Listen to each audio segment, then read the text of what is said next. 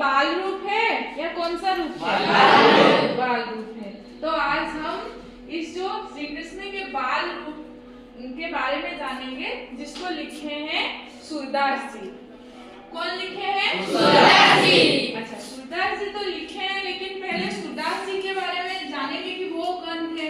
नहीं, उनके बारे में जानना बेहद जरूरी है। फिर उनका जो पद है उसको जानेंगे, और श्री कृष्ण कैसे मतलब बाल अवस्था में क्या क्या करते थे उसके बारे में भी जानेंगे। ठीक है, तो देखो पहले हमारे पुस्तक में देखते हैं हम कि ये सूरदास जी कौन है।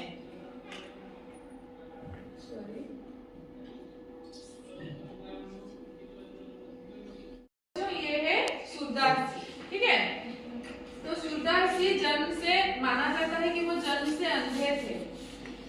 अंधे तो थे, लेकिन ऐसे भी लोक कथाएं हैं कि वो बाद में अंधे मतलब हो गए थे। कुछ ऐसे कार्यों को देख लिए थे, तो फिर उनको ऐसा लगा कि मुझे अंध हो जाना चाहिए, और वो अंधे हो गए थे, अपने आंखों को फोड़ दिए थे, ऐसे माना जाता है। लेकिन और भी कुछ मानते हैं कि वो कुएं में गिर पड़े थे, तो उनका दोनों आंख नष्ट हो गया था। ठीक है, और उनके गुरु थे वल्लभाचार्य, और ये सीही नामक गांव में जन्म हुए थे। और ये श्री कृष्ण को अपना भक्त मतलब क्या वो अपने को श्री कृष्ण के भक्त मानते थे, और श्री कृष्ण को अपना भगवान। और वो इतने सुंदर रूप से वर्णन किए हैं श्री कृष्ण के बाल मतलब लीलाओं को, कि बंद आंखों में भी उनका माना जाता है वो जन्म से अंधे थे, तो वो कुछ देख नहीं पाते थे, फिर भी इतना सुंदर ढंग से वो वात्सल्य रस का वर्णन किए हैं जो देखने योग्य है और सुनने का योग्य भी है। बहुत सुंदर बालक का चित्र भी दिया गया है। और ये गौ घाट में ये अपना पद का रचना करते थे। कहाँ पर? गौ घाट, यमुना नदी के किनारे गौ घाट पर वो जाकर बैठते थे और पद का रचना करते थे। जैसे तुम्हारे 10वीं कक्षा में भी है बहुत सुंदर सुंदर पद श्री कृष्ण के वर्णन। पहले तो तुम यहाँ 2-4 पद पढ़ोगे, वहां पर भी है।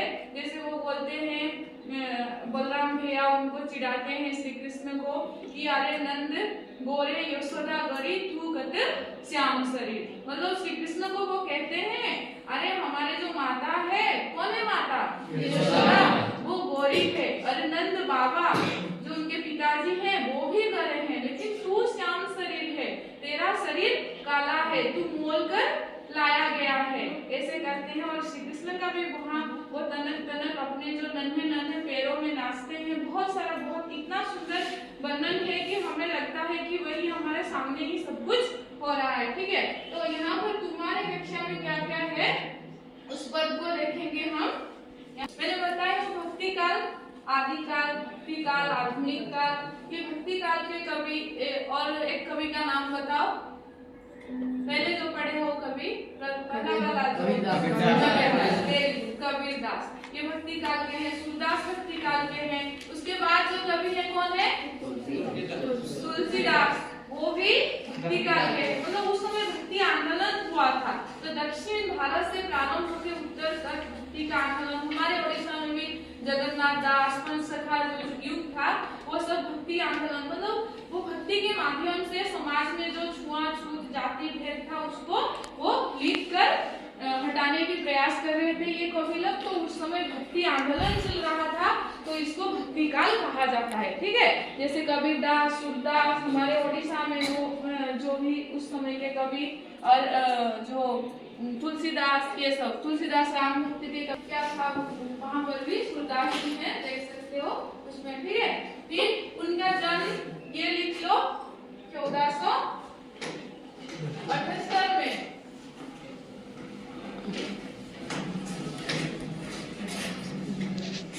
दिल्ली सीही नामक गांव में हुआ था, और वो गरीब ब्राह्मण परिवार में जन्म हुए थे। मैं बताई थी ये अंधे थे वो जन्म से अंधे नहीं थे। ये लोक कथा के ऊपर निर्भर करता है, हमें कोई मतलब प्रमाण अभी तक नहीं मिला है।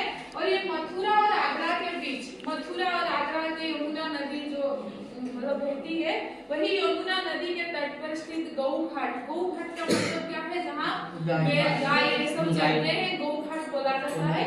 वहां पर वो क्या करते थे? अपना पद को लिखते थे और काव्य और शास्त्र का अभ्यास भी करते थे। और विनय के पद, उनके जो पद का नाम है क्या है? विनय पद वो वहां रचना की। आगे चलकर वल्लभाचार्य वल्लभाचार्य उनके गुरु थे जो कृष्ण भक्ति के, वो भी कृष्ण भक्ति से जुड़े थे। उनके पास एक गोवर्धन के पास एक पार्सली नामक जगह पर अपना स्थायी निवास बना कर वो रहते थे। सूरदास कहाँ रहते थे? पार्सली नामक एक जगह पर अपना निवास बनाकर रहते थे। ठीक है। सूरदास वात्सल्य रस के बड़े भावुक कवि हैं। वो ब्रज भाषा पर उनका पूरा अधिकार था। उनका भाषा क्या है? ब्रज। वही उत्तर प्रदेश की जो भाषा है ब्रज, अवधी नहीं, कबीरदास की जैसे पंचमल खिचड़ी ये अवधी भाषा, राम तुलसीदास जी अवधी भाषा में लिखते हैं और सूरदास ब्रज भाषा के कवि हैं। ये वो भाषाएं हैं सारे। ठीक है। जैसे कि उनका पूरा अधिकार था और सूरसागर उनकी रामायण की रचना है। क्या है?